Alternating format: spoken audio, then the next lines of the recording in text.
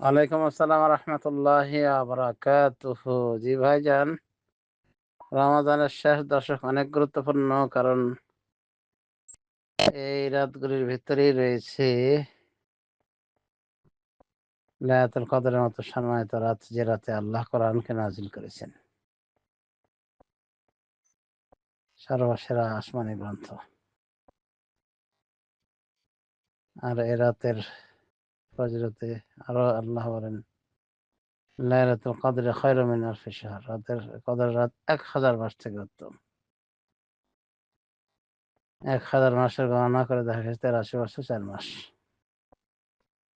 তো এর থেকে উত্তম হবে, মানে এত দীর্ঘদিন যেন সে এবাদতে কাটিয়েছে, এরকম সব, বরং এর থেকেও বেশি সব দেখা তার আমল নয়, যদি লায়াতুল কদর পেয়ে যায়। আর লায়াতুল কদর বিশেষ একটা দোয়া হলো আল্লাহুম্মা ইন্নাকা আফুউন তুহিব্বুল আফওয়া ফাআফু আন্নি। তার মধ্যে হাদিসে এসেছে সেভাবে, আবু দাউদ তিরমিজিতে। এটা বলতে পারি বিশেষভাবে। এবং আরো তো ইস্তেগফার, যে সমস্ত দোয়া আছে, আমাকে আন্তরিকভাবে দুঃখিত হতে হবে, অপরাধের জন্য স্বীকৃতি দিতে হবে, আল্লাহর কাছে ওয়াদা করতে হবে আর জীবনে করবো না এটা পাপ। সারা জীবন লজ্জিত থাকতে হবে এবং তৎক্ষণাৎ ওই পাপ থেকে বিরত থাকতে হবে। এমন না যে পাপ করেই যাচ্ছে আর বলছে আল্লাহ ক্ষমা করে দাও, এটা আল্লাহর সাথে মস্করা করার নামান্তর। যেমন সুদ খাচ্ছে অলরেডি আর বলছে যে আল্লাহ আমাকে সুদের গুনাহ মাফ করে দেন, এটা হবে না। তো গুনাহ থেকে অলরেডি বিরত থাকতে হবে। তো এইভাবে তো ইস্তেগফার করবে, জিকির আজকার করবে, সকাল সন্ধ্যা জিকির পাঠ করবে, এগুলো তো সবসময় করে। এই দিনগুলোতে আরো বেশি গুরুত্বের সাথে করবে, আল্লাহর দোয়া আরাধনা করবে। আর দোয়ার একটা সেরা শব্দ তো একটু আগেই বলা হলো, আল্লাহুম্মা ইন্নাকা আফুউন তুহিব্বুল আফওয়া ফাআফু আন্নি। হে আল্লাহ, আপনি নিশ্চয় আপনি ক্ষমাশীল, ক্ষমা পছন্দ করেন, সুতরাং আপনি আমাকে ক্ষমা করে দিন। তো অন্যান্য দিনে যে সমস্ত আমল করা হয় রমাদানের, এই আমলগুলি করবে, আর একটু গুরুত্ব বাড়িয়ে দেবে আর কি।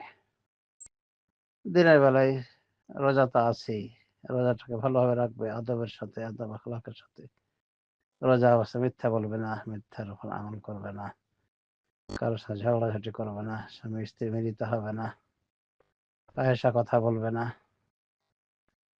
ঠকানো, বাটপারি, ওজনে কম ইত্যাদি দেওয়া, এগুলো করবে না। সুদ ঘুষ জুয়া খেলা ইত্যাদি কোনো, এক কথায় কোনো হারাম কর্মে লিপ্ত হবে না। এটা তো রমজানের বাইরেও হারাম, এগুলো এই সময় আরো হারাম, এগুলো খেয়াল করতে হবে। পাশাপাশি কোরআন তেলাওয়াত, জিকির আজকার, দোয়া আরাধনা, ইস্তেগফারের বিভিন্ন শব্দ ব্যবহার করে আল্লাহর নিকট ক্ষমা প্রার্থনা করা। রাতের বেলাতে এশার সালাতের পরে হয় তারাবি পড়বে, অথবা এর শেষ দিয়ে কিয়ামুল লাইল করবে। এরপরে বাকি অংশ কোরআন তেলাওয়াত, জিকির আজকার, দান সদকা খায়রাত, ভালো কাজে লাগিয়ে দেবে, নফল সালাত ইত্যাদিতে ব্যয় করবে। এক কথায় রাতের পুরোটাই যদি নির্ঘুম সে জিকির আজকারে, দোয়া আরাধনায়, তওবা ইস্তেগফারে, কোরআন তেলাওয়াত সহ বিভিন্ন মুখী কাজে লাগাতে পারে, সেটা হবে আরো ভালো। কারণ রাসূলুল্লাহ সাল্লাল্লাহু আলাইহি ওয়াসাল্লাম এই শেষ দশকে ঘুমাতেন না। কারণ ইযা দাখাল আশরা শাদ্দা মি'জার, শাদ্দা মি'জারাহ ওয়া আইকাযা আহলাহ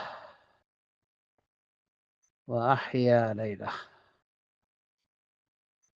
রাসূলুল্লাহ সাল্লাল্লাহু আলাইহি ওয়াসাল্লাম এই দশক প্রবেশ করলে, অর্থাৎ রমাদানের শেষ দশক প্রবেশ করলে, শাদ্দা মি'জারাহ, তিনি তার লুঙ্গিকে কষে বাঁধতেন, মানে বিশেষভাবে প্রস্তুতি নিতেন, এবং তার পরিবারকে জাগিয়ে তুলতেন। আর সারা রাত জীবন্ত করে রাখতেন, মানে সারা রাত নির্ঘুম জেগে ইবাদত করতেন। এভাবে বুখারী মুসলিম ইত্যাদি এসেছে। আমাদেরও এরকম করার চেষ্টা করতে হবে, নির্ঘুম কাটিয়ে দিতে পারি যদি আমরা ইবাদত বন্দেগীতে 10টা দিন, বিশেষ করে বিয়ের দিনগুলি শেষের দশকের এই রাতগুলি, আর বিশেষ করে মেজর রাতগুলি যদি এভাবে আমরা কাটাতে পারি ইনশাআল্লাহ নূর ও খায়ের বা বারাকা। আর না পারলে অন্তত অধিকাংশ রাতের জাগরণ আমরা করার চেষ্টা করবো, আল্লাহ তৌফিক দান করুন। এগুলোই লায়াতুল কদরের আমলে অন্যান্য দিনের সাথে আমল করা যেতে পারে। এই দিনগুলিতে রাসূলুল্লাহ সাল্লাল্লাহু আলাইহি ওয়াসাল্লাম যেহেতু বেশি অ্যাক্টিভিটি দেখাতেন, আমাদেরকে তাই করতে হবে এবং পরিবারকে জাগিয়ে তুলতেন। ওয়াইকাযা আহলা, বলা হয়েছে তার পরিবারকে জাগিয়ে তুলতেন। তার মানে নিজ পরিবার সহ ইবাদতবন্দি করতে হবে এই দিনগুলিতে, এই রাতগুলিতে। মানে শুধু নিজে কল্যাণে শরীক এটা না করে পরিবারকে শরীক করতে হবে, যাতে করে তারাও লায়াতুল কদর পেয়ে ধন্য হয়ে যায়। তো এই ছিল সংক্ষিপ্ত আকারে দিক নির্দেশনা যে আমরা কি করতে পারি শেষ দশকে। আল্লাহ রাব্বুল আলামিন আমাদের সবাইকে তৌফিক দান করেন যেন আমরা রমাদানের শেষ দশককে আরো বেশি গুরুত্বের সাথে যাপন করতে পারি, ব্যয় করতে পারি। وفقنا الله جميعا وأسعدنا في الدنيا والآخرة. آمين. وصلى الله على نبينا محمد وعلى آله وصحبه أجمعين. ওয়ালাইকুম আসসালাম ওয়া রাহমাতুল্লাহি ওয়া বারাকাতুহু। জি, আপনি যদি আপনার ওয়াইফকে দিয়ে রাখেন ওই স্বর্ণ এবং কোনো দাবি না রাখেন, বিশেষ করে মোহর যদি হয়, তাহলে তো ওটা তারই প্রাপ্য এবং তারই মালিকানায় আছে।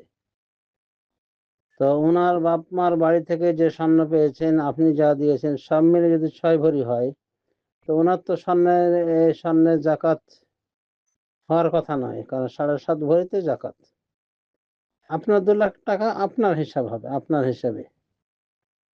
সুতরাং আপনি রূপার নেশাবে আপনি 2 লাখ টাকা জাকাত দিবেন। আর আপনার ওয়াইফকে যদি ওগুলো দিয়ে থাকেন নিদাবি নামাই, তো ওগুলোর উনি মালিক, আর ওনার মালিকানাধীন এই স্বর্ণ তো 7.5 ভরি হয়নি, কাজে জাকাত লাগবে না। কিন্তু যদি আপনি ওটা দিয়ে থাকেন তার ব্যবহারের জন্য, আর যে কোনো সময় বিক্রি করে আপনি নিজের কাজে লাগাবেন, এরকম যদি করে থাকেন, তাহলে আপনি জাকাত দিতে পারেন, দুটো মিলিয়ে। ঠিক আছে? আর দিয়ে দিলে যে যার মালিক সে তার জাকাত দিবে। আশা করি উত্তর পেয়েছেন। বারাকাল্লাহু ফিক। আর ব্যবহারের স্বর্ণে জাকাত আছে কিনা ইখতিলাফ আছে আলেমদের ভিতরে। অধিকাংশ আলেম বলেন জাকাত নাই, কিছু আলেম বলেন জাকাত আছে।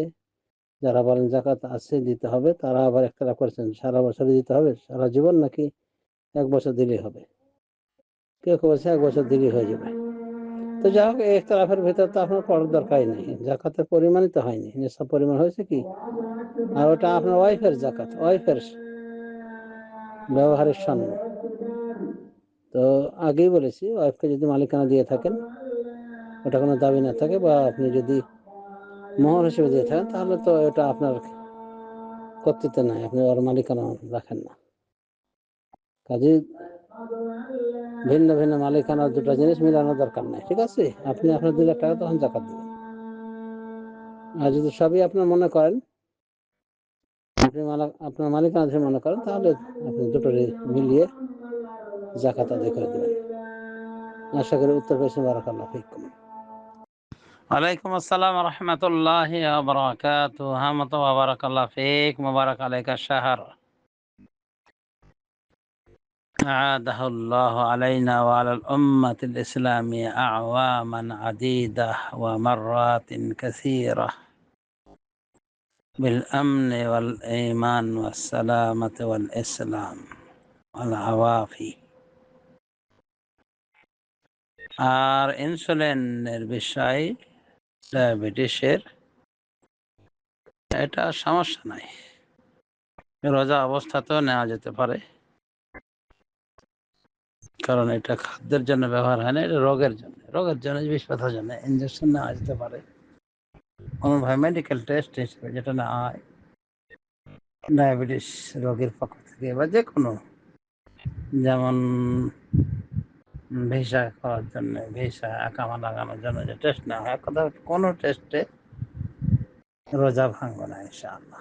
তারপর হালকা বিতর্ক থাকার কারণে কিছু কিছু আলেম মনে করেন যে যদি পারে বাদ মাগরিব দিবে, এটাই সব থেকে নিরাপদ, এটা উত্তম। তাছাড়া প্রয়োজন হয়েছে অসুবিধা নেই, মেডিকেল টেস্টের জন্য রক্ত নেওয়া, ডায়াবেটিসের জন্য রক্ত নেওয়া সমস্যা না, রক্ত দেওয়া না সমস্যা হবে না ইনশাআল্লাহ বিইজনিল্লাহ। তবে অধিকারে কেউ যে রক্ত দান করে এই বিষয়টা একটু বিতর্কিত, এটা বাদ মাগরিব করবে, কিন্তু এই ছোটখাটো এই টেস্টের কারণে নেওয়া দেওয়া করা সমস্যা নেই। ডায়াবেটিস রোগী, আমরা অন্যান্য রোগী যেমন এখানে যদি উল্লেখ করা হয়নি, ইনহেলার নিতে পারে, যাদের শ্বাসকষ্ট কষ্ট রোগ আছে, ইনহেলার নিলে এটা এক প্রকার স্প্রে জাতীয়, ওটা দিলে ওই ক্লিয়ার হয়ে যায়, শ্বাসকষ্ট দূর হয়। এরকম রোগীও রমাদান মাসের দিনের বেলায় রোজা অবস্থায় দিতে পারবে, সমস্যা হবে ইনশাআল্লাহ। সৌদি আরবে মাশায়েখদের ফতোয়া রয়েছে, নাফি টানাফি যারা মোকাল্লেফা হুজুর আলেম, এদের কথায় কোনো বারাকা নেই, কোনো ফায়দা। সঠিক কথা হলে এগুলো সমস্যা হবে না ইনশাআল্লাহ। বিষ ব্যথার ইঞ্জেকশন এগুলোতে কোনো সমস্যা হবে না, রোগের কারণে ইঞ্জেকশন কোনো সমস্যা নাই। কিন্তু যে স্যালাইনে খাদ্যের কাজ হয়ে যায়, খাদ্য সরবরাহ করা হয়, এটাতে রোজা ভেঙে যায়। এছাড়া এগুলোতে রোজা ভেঙে না, যা বলা হলো আল্লাহ আলাম। হেজামা লাগার বিষয়টা বিশেষ করে হাম্বলি মাযহাবে খুব হাইলাইট করা হয় যে রোজা ভেঙে যায়, আসলে রোজা ভাঙবে না। সহিহ বুখারী হাদিসে এসেছে ইহতাজামা নবী সাল্লাল্লাহু আলাইহি ওয়াসাল্লাম ওয়া সায়মুন মুহরিম, নবী সাল্লাল্লাহু আলাইহি ওয়াসাল্লাম হেজামা লাগিয়েছেন এমত অবস্থায় যে উনি সায়েম ছিলেন, রোজাদার ছিলেন এবং ইহরামের অবস্থায় ছিলেন। সুতরাং এটাই আমরা সহিহ মনে করি যে রোজা ভাঙবে না হেজামা করাতে। আল্লাহ আলাম, আশা করি মানুষরা উত্তর পেয়েছেন। বারাকাল্লাহু ফিকুম। ওয়ালাইকুম আসসালাম ওয়া রাহমাতুল্লাহি ওয়া বারাকাতুহু। হ্যাঁ ওসারা, বারাকাল্লাহু ফিক ওয়া সাররাকাল্লাহু ফিদ দুনিয়া ওয়াল আখিরাহ। এটা যে দিয়েছেন শ্যামের একটা অবস্থা, আসলে শ্যাম বলা যেতে পারে কয়েকটা মারহালায় অতিক্রম করছে, মানে কয়েকটা স্তরে ফরজ হয়েছে, মানে শ্যাম ফরজ হওয়ার কয়েকটা স্তর। প্রথমত আশুরা শ্যাম, এটাই ছিল ফরজ, একটা শ্যাম রাখা 10 মুহররম।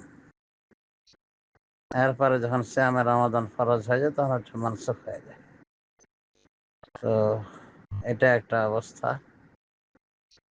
আর শ্যামে রমাদান ফরজ হওয়ার এখানে কয়েকটা স্তর রয়েছে। শ্যামে রমাদান প্রথমত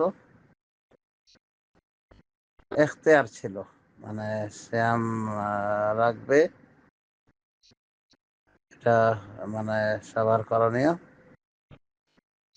কিন্তু যারা রাখতে চাইবে না তারা ফিদিয়া দিবে, মানে ফিদিয়া দিলেও হবে, শ্যাম রাখলেও হবে, কিন্তু শ্যাম রাখতে হবে বা আর বিকল্প ফিদিয়া দিতে হবে, এটা একটা। এরপরে আর একটা স্তর আসলো যে শ্যাম রাখার পরে ওই ইফতার করার পর বাদ মাগরিব ইফতার করবে, আর এশা পর্যন্ত, এশার নামাজ হয়ে গেলে আর শ্যাম আর খাওয়া দাওয়া করা যাবে না, খাওয়া দাওয়া স্ত্রী সহবাস কিছুই করা যাবে না। অন্যভাবে যদি কেউ ঘুমিয়ে যায়, মাগরিবের পরে যদি কেউ ঘুমিয়ে যায় আর এশা হয়ে যায়, তো আর খাওয়া দাওয়া করতে পারবে না সে, যেহেতু এশা হয়ে গেছে। এটা একটা সিস্টেম ছিল, এটা একটা মারহালা বা স্টেপ ছিল। এই মারহালা বিষয়ে আলোচনা এসেছে এখানে হাদিসে। ওমর রাদিয়াল্লাহু আনহু বাদ এশা স্ত্রী মিলন করে নিয়েছেন, যেটা নিষিদ্ধ ছিল। খুলাফায়ে রাশিদিন সাহাবী খাওয়া দাওয়া করে নিয়েছেন, যেহেতু উনি মাগরিব ঘুমিয়ে গিয়েছিলেন, তো উনি এশার পরে খাওয়া দাওয়া করে নিয়েছিলেন, যেটা নিষেধ ছিল ওই সময়ের জন্য। তো এইভাবে বিভিন্ন অভিযোগ মানে তারা অভিযুক্ত হয়ে যান, মানে এগুলো হয়ে যায়। তো তারা রাসূলুল্লাহ সাল্লাল্লাহু আলাইহি ওয়াসাল্লামের নিকটে অবজেকশন করলেন যে, ইয়া রাসূলুল্লাহ এই হয়েছে, আমার ওজনের বিচার দিলেন এটা। পেশ করেন তার সমস্যা। এদিকে এই সাহাবী যিনি খেয়ে ফেলেছিলেন, ঘুমানোর কারণে খেতে পারেননি, আর তার খাওয়ার প্রয়োজন ছিল, এশার পরে খেয়েছেন। একটা কষ্টের ভিতরে সাহাবায়ে কেরাম ছিলেন। তো রাসূল সাল্লাল্লাহু আলাইহি ওয়াসাল্লামের নিকটে তারা এগুলো বললেন যে, ইয়া রাসূল এটা করেছি, এটা করেছি। মানে যেটা নিষিদ্ধ ছিল ওই সময়ের জন্য। মানে এশার পরে খাওয়া-দাওয়া স্ত্রী মিলন নিষেধ ছিল। মানে এশার পরে আবার বিরতি। এটা কষ্ট হওয়ার কারণে মহান রব্বুল আলামিন উঠিয়ে নেন এবং এটা প্রত্যাহার করে নতুন বিধান দেন। ওয়াহিল্লা লাকুম লাইলাতাস সিয়ামের রাফাসু ইলা নিসাইকুম।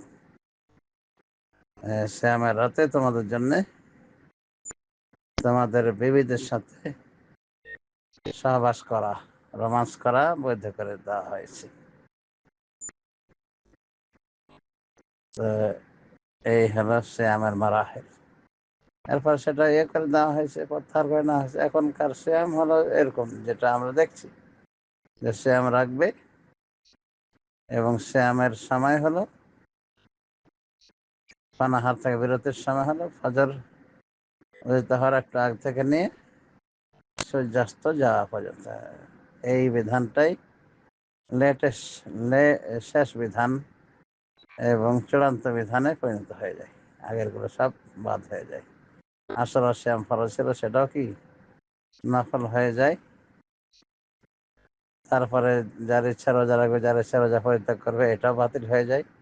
কারণ যারা একমাত্র মানে ওজরওয়ালা মাযুর যাদেরকে বলা হয়েছে, যেমন অসুস্থ, চিররোগী, গর্ভবতী, বাচ্চাকে দুধ দান করেনি, যাদের কষ্ট হয়, কিন্তু খ্রিস্টানরা তাদের জন্য রাখা হয়েছে। এক কথা যেটা তফসিলে আমরা পাই, ওজরওয়ালাদের সিয়াম, ফিদিয়া বা কাফারা ইত্যাদি এগুলো আছে। কিন্তু এই যে মানে কেউ রোজা রাখলে রাখলো, না রাখলে ফিদিয়া দিয়ে দিলেও হয়ে যাবে, এটাও বাদ হয়ে গেছে।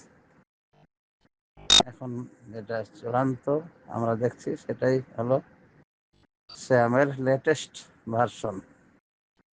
তো এগুলো দেখে ইঙ্গিত করা হয়েছে উক্ত হাদিসে। আশা করি উত্তর পেয়েছেন। বারাকাল্লাহু ফীকুম। ওয়ালাইকুম আসসালাম ওয়া রাহমাতুল্লাহি ওয়া বারাকাতুহু। জি বিয়ে সাহেব, বারাকাল্লাহ ফি। আলহামদুলিল্লাহ ভালো আছি, আশা করি আপনিও ভালো আছেন। আল্লাহ আপনাকে ভালো রাখুন, নেক হায়াত দান করুন। আল্লাহ রাব্বুল আলামিন সবাইকে রমাদান মাসে মাগফুরিনদের অন্তর্ভুক্ত করে নিন এবং জান্নাতুল ফেরদাউস দানে বাধিত করুন। নাসাল্লাহ আজ্জা ওয়া জাল্লা আল মাগফিরা ওয়া রিদওয়ান ওয়া জান্নাতুল ফেরদাউস, আমিন। অতঃপর প্রেগন্যান্সি অবস্থার নারী, অনুরূপভাবে বাচ্চাকে দুধদানকারী নারী, ওনাদের যদি সমস্যা হয়, হয় বাচ্চার অথবা ওনাদের নিজেদের, তো তারা রোজা বিরতি দিবেন। রোজা রাখবেন না। পরবর্তী কি করবেন, ওলামায়ে ভিতরে দুটি মত দেখা যায়। অধিকাংশ ওলামায়ে কেরাম মনে করেন যে ওনারা পরবর্তীতে রোজার কাজা আদায় করে নেবেন, যখন সুস্থ হয়ে যাবেন, বাচ্চা যখন বড় হয়ে যাবে, ছেড়ে আসা রোজাগুলি কাজা আদায় করে নেবেন।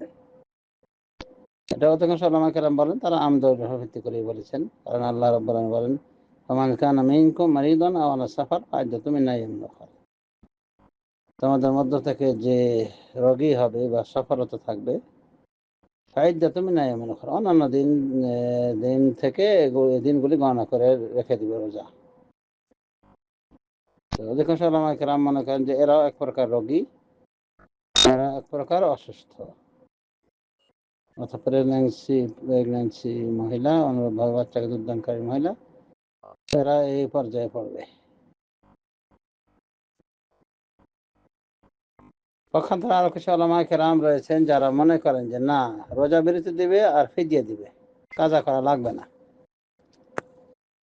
এদের শীর্ষস্থানে রয়েছেন সাহাবী ইবনে ওমর এবং ইবনে আব্বাস রাদিয়াল্লাহু তাআলা আনহুম। ওনাদের অভিমত যে বাচ্চাকে দুধদানকারী নারী যদি সামর্থ্য না রাখে রোজা রাখার, অনুরূপভাবে সামর্থ্য না রাখা বা কষ্ট হয়, অনুরূপভাবে ওই বাচ্চা ছোট হওয়ার কারণে বারবার দুধ খাচ্ছে, দুধ খাওয়ার কারণে মায়ের ছাতি শুকিয়ে যাচ্ছে বা বাচ্চারই অসুবিধা হচ্ছে রোজা রাখলে, তো এরা রোজা বিরতি দিবে এবং ফিদিয়া দিবে। আর ফিদিয়া হলো পার রোজা একজন মিসকিনকে খাইয়ে দিবে। ওয়ালাল্লাযীনা ইউতীকুনাহু ফিদিয়াতুন তুআমু মিসকিন, আর যারা রোজা রাখতে সক্ষম নয় তারা ফিদিয়া দিবে, আর সেটা হলো একজন মিসকিনকে খাদ্য দেওয়া।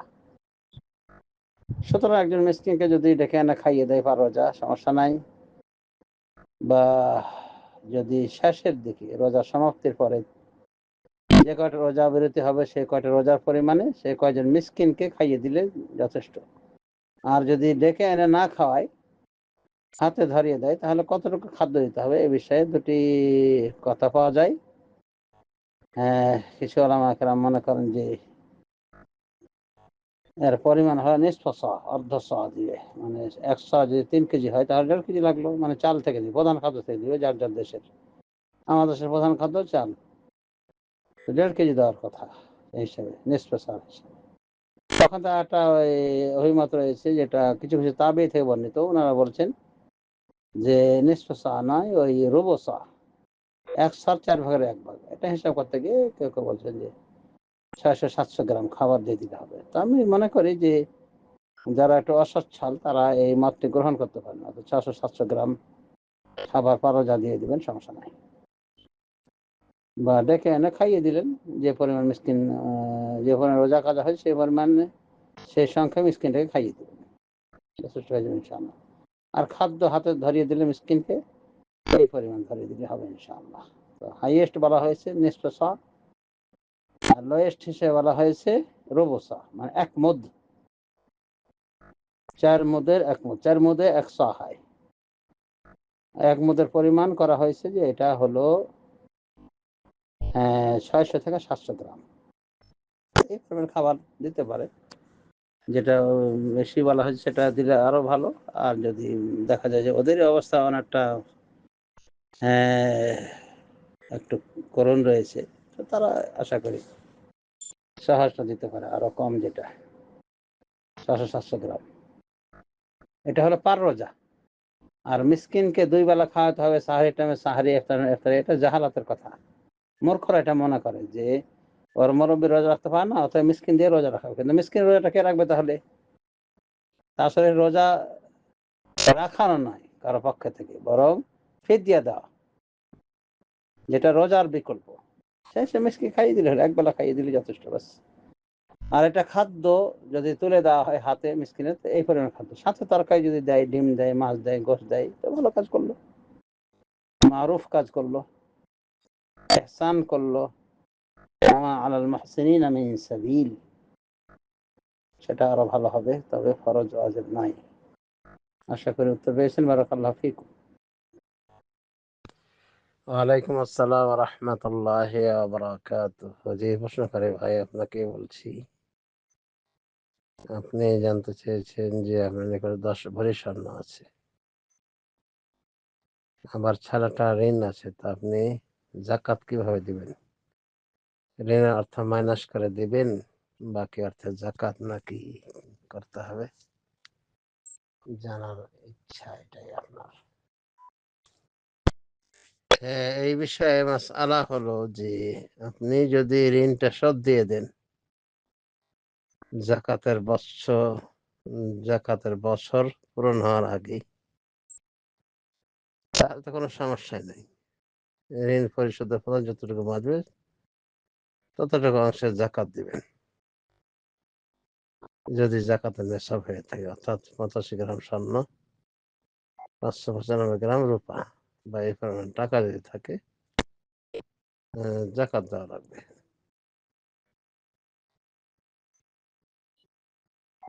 এটা হলো আসল। আর যদি এমন হয় যে আপনি 7 লাখ টাকা দেনা আছেন, এদিকে আবার 10 লাখ টাকার স্বর্ণ আছে আপনার কাছে, 10 ভরি স্বর্ণ আছে, দেনা পরিশোধ করেননি, এদিকে ওই স্বর্ণের উপরে 10 ভরি স্বর্ণের উপর পরিপূর্ণ 1 বছর অতিক্রম করেছে বা পূর্ণ হয়ে গিয়েছে, তাহলে আপনাকে পুরো স্বর্ণের জাকাত দেওয়া লাগবে। যেহেতু আপনি দেনা পরিশোধ দেননি, দেনাকে ওইভাবে রেখে দিয়েছেন, আর বছর পুরে গিয়েছে, আর বছর পূর্তি হলে জাকাত দেওয়া লাগে, তাই আপনি জাকাত আদায় করে দেবেন। ঠিক আছে? বারাকাল্লাহু ফিক। আমার জন্য কথা বলেছেন যে ওনার বাড়িতে আছে, চলে ফিরে খায়, সবকিছু আছে, সমস্যা হয় না, তাকে জাকাত দেওয়া যাবে কিনা? ভাই, জাকাত ফকির মিসকিনের জন্য আরো 6টা খাতে যে বলা হয়েছে, দেওয়ার কথা বলছে, ওখানেই সীমাবদ্ধ রাখতে হবে। যদি চলে ফিরে খায়, সচ্ছল থাকে, ফকির মিসকিনের মধ্যে না পড়ে, তাহলে তাকে জাকাত দেওয়া যাবে না, দিলেই হবে না। কাজে আন্ধাধন দিলেই হবে না, স্বজন প্রীতির এখানে কোনো প্রশ্রয় দেওয়া যাবে না। জাকাতের হকদার কিনা দেখবে, ফকির কিনা, মিসকিন কিনা, কোনোভাবে ঋণগ্রস্ত, ঋণ শোধ দিতে পারছে না, এরকম অসহায় ব্যক্তি কিনা। আরো যে কয়টা খাত বলা হয়েছে, এক কথা 8 খাতের যে কোনো খাতে পড়তে হবে, তাহলে জাকাত দেওয়া যাবে।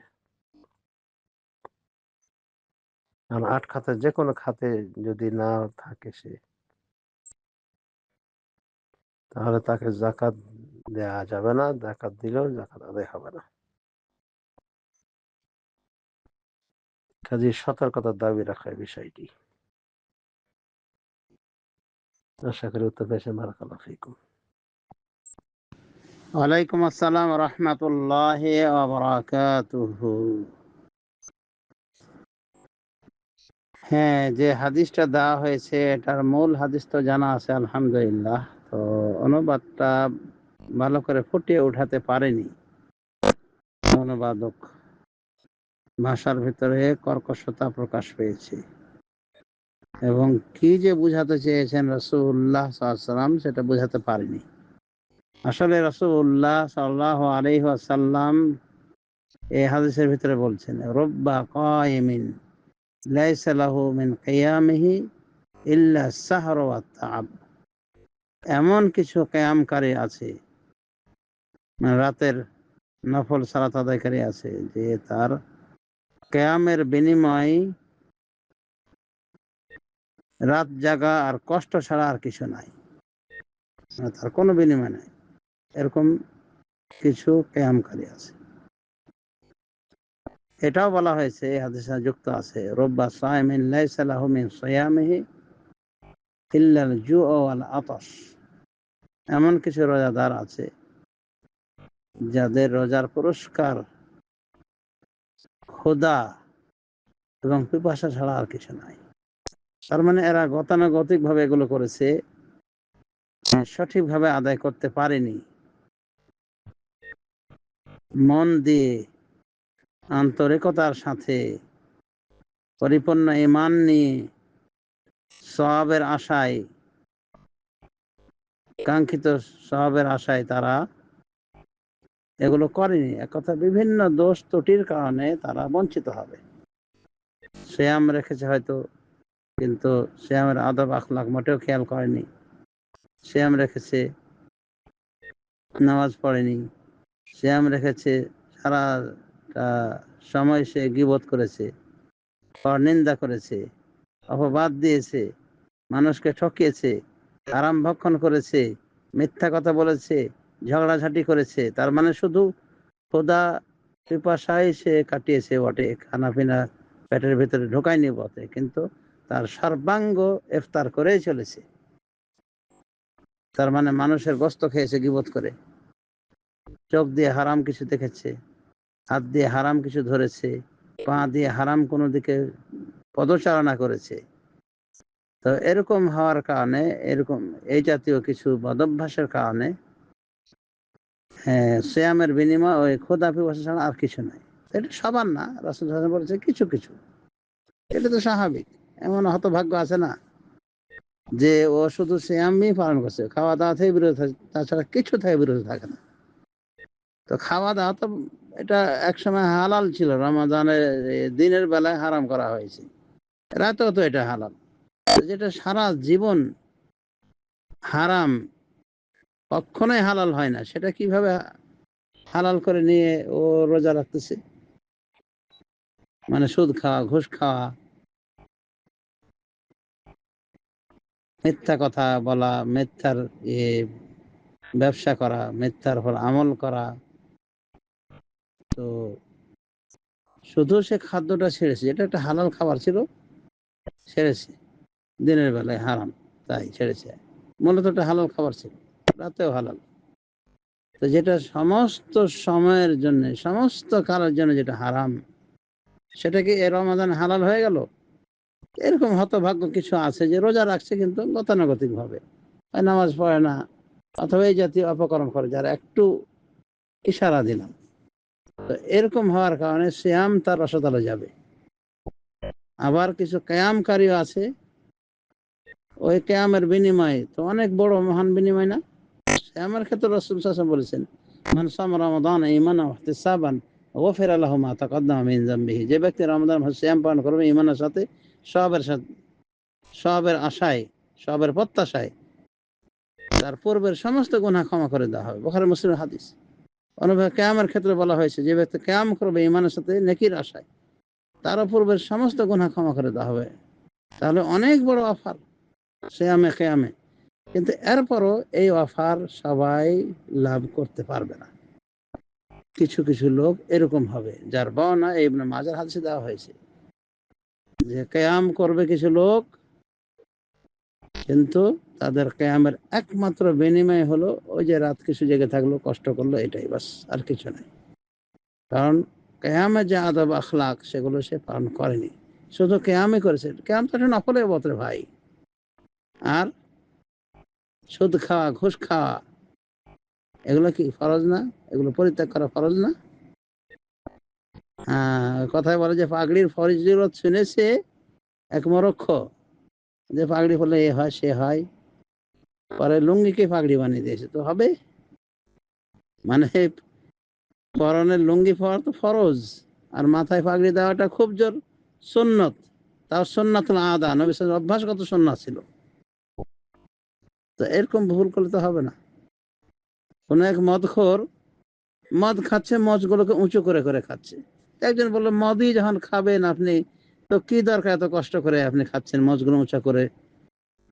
তখন বলছে, আলেমদের মুখে শুনেছি যে মচের পানি খাওয়া মাকরুহ।